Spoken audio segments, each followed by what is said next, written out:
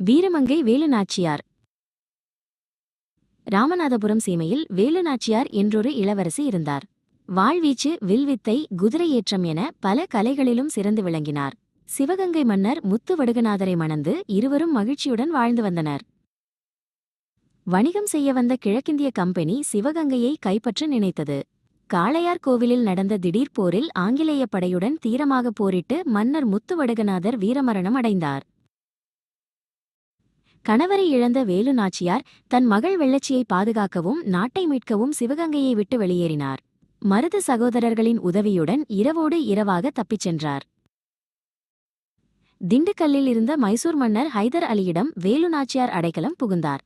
தனது உருது மொழி புலமையால் ஹைதர் அலியிடம் தன் நிலையை எடுத்துரைத்து ஆங்கிலேயரை எதிர்க்க உதவி கோரினார். வேலுநாச்சியாரின் வீரத்தால் ஈர்க்கப்பட்ட ஹைதர் அலி அவருக்கு படையுதவி செய்தார். மருது சகோதரர்களின் துணையுடன் வேலுநாச்சியார் ஒரு பெரும்படையை திரட்டினார்.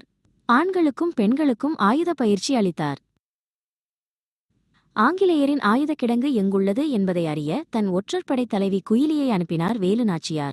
குயிலி சிவகங்கை கோட்டையில் உள்ள ராஜராஜேஸ்வரி அம்மன் கோவிலில்தான் ஆயுதங்கள் மறைத்து வைக்கப்பட்டுள்ளன என்பதை கண்டுபிடித்தார்.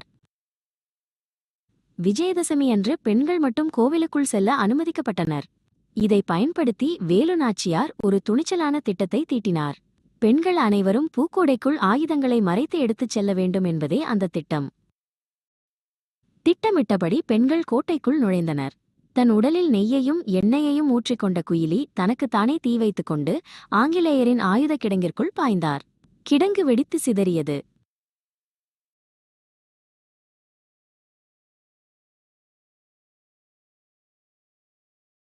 ஆயுதங்களை இழந்ததால் ஆங்கிலேய படை நிலைகுலைந்தது. இந்த தருணத்தை பயன்படுத்தி வேலுநாச்சியார் தன் படையுடன் கோட்டைக்குள் புகுந்து தாக்கினார். அவரே முன்னின்று வாளேந்தி போரிட்டு சிவகங்கையை மீட்டெடுத்தார்.